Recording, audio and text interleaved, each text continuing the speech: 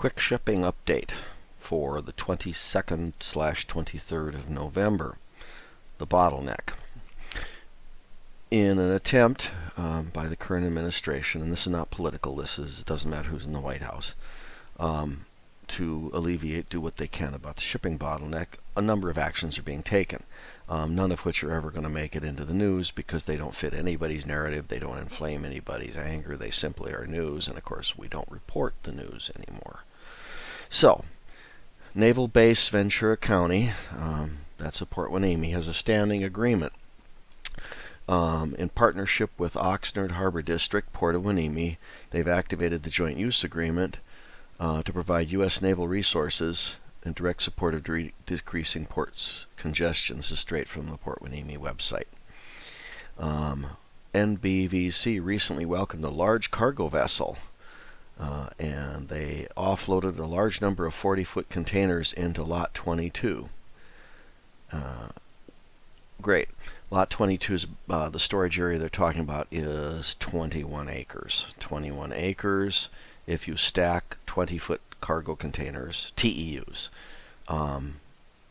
3 high, you can stack less than 1,900 containers in that area. It's about 1,000 feet on the side, and you've got to drive between them.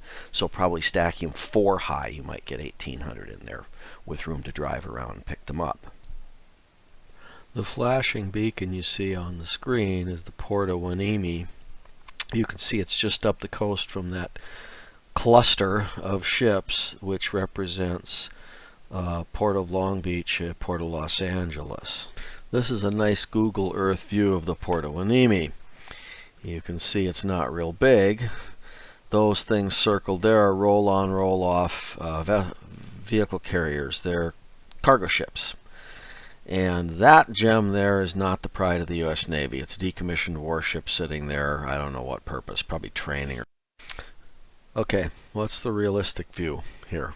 Port Hueneme, the Navy facility and everything. Port Hueneme boasts 6 wharves.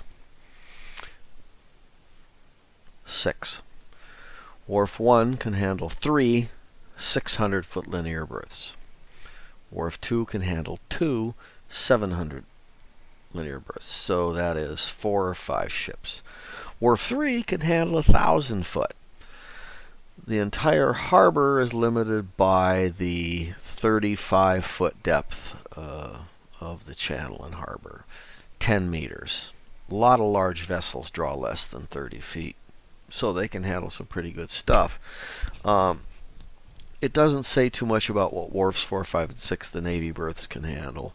But let's say that they're equivalent to the 3 commercial wharfs, 1, 2, and 3. So you're talking about a dozen at the outside edge, probably 10 vessels at once. That sounds great, 10 vessels at once.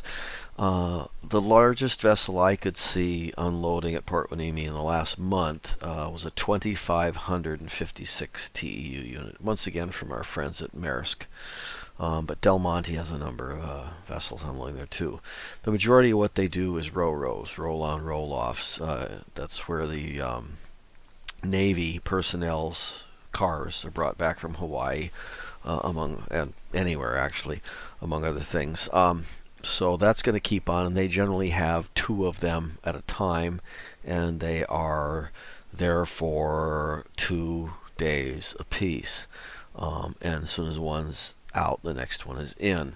So you're probably, realistically speaking, talking about 6 container vessels at once. And even if they could handle 2,500 unit vessels, probably realistically speaking, you're talking about 4 of them, and it takes about 2-3 days to unload each one of them. So at the outside edge, and I mean this is the extreme outside edge, you're talking about maybe 10,000 TEUs a week coming in. So 40,000 in a month. Meanwhile, Los Angeles is handling 6 or 7 million in the same time frame. See, the part of the problem too is it's not just the berthing space, although Hueneme is just a pipsqueak. I mean, it's a rounding error in Long Beach's or LA's ability to load and unload. The problem also is their infrastructure. Now, Hueneme does have a 12-mile short line track owned by Ventura County Railway, operated by the Genesee and Wyoming operator, connects to the Union Pacific. The problem also, that's fine, that they probably have the capacity to get stuff right to the UP and gone. Better option than trucks. Here's the thing, they don't have the permanently stationed monster cranes like you see. Google any picture of Long Beach, LA, Port of New York, any one of these, and they have these monster cranes that can grab a 40-footer and go like that and drop it, and then grab another 40-footer and go like that. Hueneme doesn't have those. They have mobile cranes.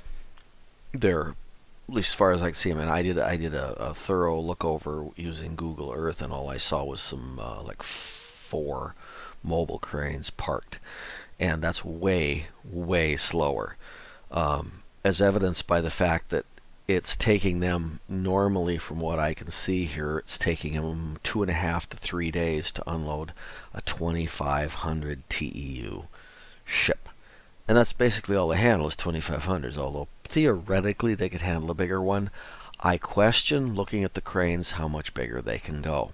Because when the ships get bigger and wider and taller, there's a limit to what you can do with these mobile cranes. And I think maybe 2,500 is what you've got. So, they handle 40,000 in a month. That's not going to cut it. That's not going to do it. It's a nice gesture, and every little bit doesn't hurt.